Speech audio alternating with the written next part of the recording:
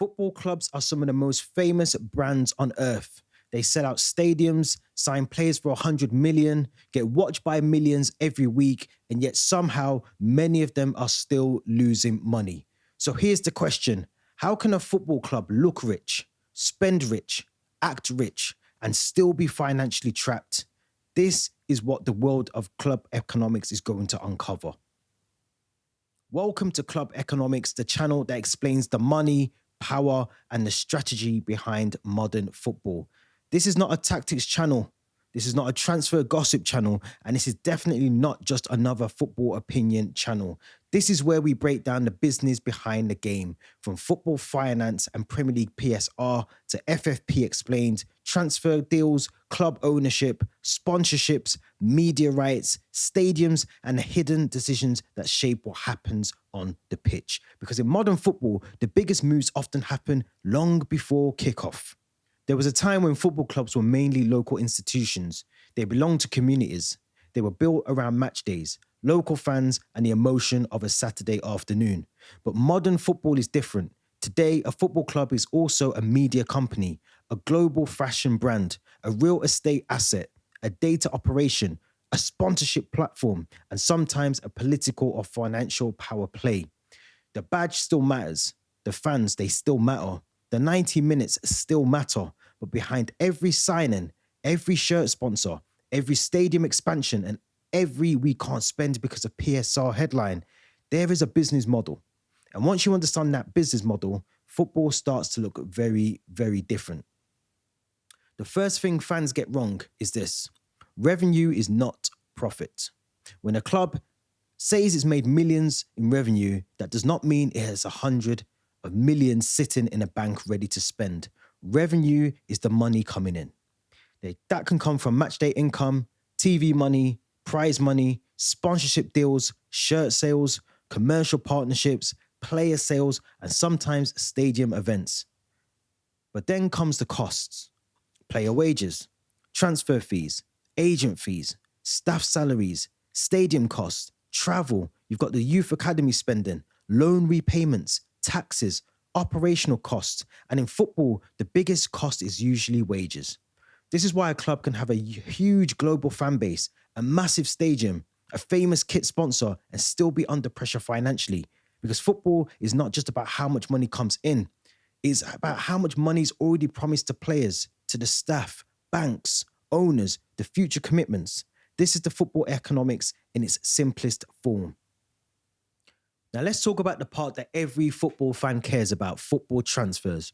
When you see a headline saying a club has signed a player for £80 million, it sounds simple. Club A pays Club B £80 million, player signs, done. But that is not how it really works. A transfer fee might be paid in installments over several years. There may be add-ons based on appearances, trophies, or Champions League qualification. There may be sell-on clauses. There may be agent commissions. There may be signing bonuses. And then there are the players' wages, which can just be as important as the transfer fee itself. And then it comes down to that accounting word that fans now hear in every single transfer window: amortisation. If a club signs a player for 80 million on a 5-year contract, that fee may be spread across the length of the contract in the accounts. So instead of showing as 80 million in one season, it could show as 60 million per year. That is why the contract length matters. That is why clubs care about accounting periods. That is why some transfers are structured in ways that seem strange from the outside. Because football transfers are not just sporting decisions, they are financially engineering. This brings us to one of the most misunderstood topics in modern day football: Premier League PSR and FFP explained. Fans often ask, if my club has a billionaire owner, why can't they just spend more? And the answer is because modern day football has rules that are designed to limit losses and control spending. In England, fans hear a lot about PSR, profitable and sustainability rules. Across European football, fans often hear about FFP, which is financial fair play. The basic idea is simple: clubs cannot just spend unlimited money without showing that the business can support it. But here's where it gets interesting. These rules do not affect how much clubs spend. They affect when clubs spend, who they sell, and how long contracts are. whether academy players are moved on, and why clubs sometimes make decisions that fans hate. For example, selling an academy player can look very attractive in accounting terms because that player may appear as just pure profit. That does not mean fans have to like it, but explains why clubs sometimes sell young talent even when supporters think they should keep them. Because under PSR and FFP, the spreadsheets can become just as important as the scouting report. Now let's talk about club ownership. Not every owner buys a football club for the same reasons. Some owners want trophies, some want global status, some want commercial growth, political influence, some want to develop players and sell them, some want to build a multi-club network. And some see football clubs as long-term assets that could rise in value. That is why two clubs can behave completely different even if they are in the same league. One club might be trying to win immediately. Another might be trying to reduce wages. Another might be trying to buy players, young players, for future resale. Another might be building a global football group. And another might be preparing for a stadium redevelopment. So when fans say, why don't the owners just spend? They're often asking the wrong question. The better question is, what is the owner actually trying to build? Because the owner's strategy shapes everything. The manager, transfer policies, wage structure, the academy, the stadium, the media strategy, and more importantly, the fans' experience. And sometimes a club you watch every weekend is only one piece of a much bigger business plan. There is another major shift happening. Football clubs are becoming content companies. In the past, clubs have heavily relied on broadcasters, newspapers, and match day programs to reach fans. Now clubs can speak directly to millions of people every single day. You only have to look at YouTube, TikTok, Instagram, podcasts, behind-the-scenes documentaries, training ground clips, player lifestyle content, pre-season tours, digital memberships, club apps. Attention has become the biggest business model. A football club is no longer only trying to win matches, it's trying to win attention all year round. That matters because attention brings sponsorships. Sponsorships bring revenue, and revenue affects spending power. Spending power affects the squad, and the squad affects what happens on the pitch. So when you see a club posting behind the scenes videos, launching global campaigns, or signing players with huge social followings, that is not random. That is the strategy. Modern football is played on grass, but it is also played on screens. Think about modern football like a machine. The fans create the attention. The attention attracts sponsors. The sponsors bring money. The money helps fund players.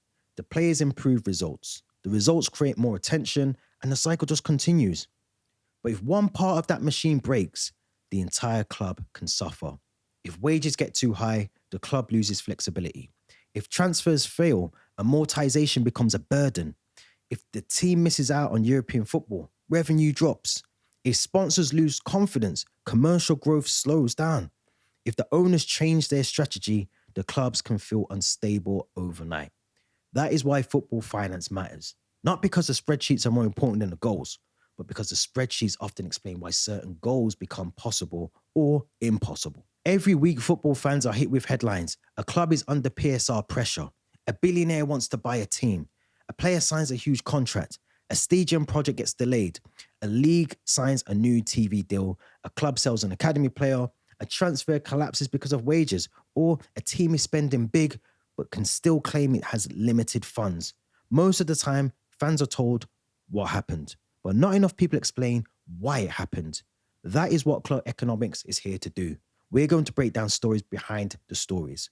Why clubs spend, why clubs sell, why owners invest, why rules matter, why some clubs grow, why others collapse, and why the business of football is one of the most fascinating parts of the game.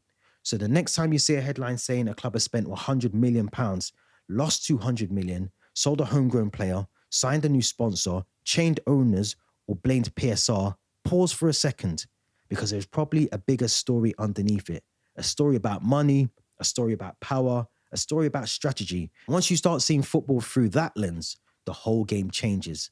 This is ClubEconomics, the power, the money, and the strategy behind modern day football. If you want football business explained clearly without jargon, make sure you subscribe. Hit like if you want more videos on football finance, transfers, club ownership, and PSR, and comment below with your club you want us to break down first. Should we start with Chelsea, Barcelona, Manchester United, Real Madrid, Brighton or Wrexham. And while you're here, watch this next video where we explain why football clubs can look rich but still lose money.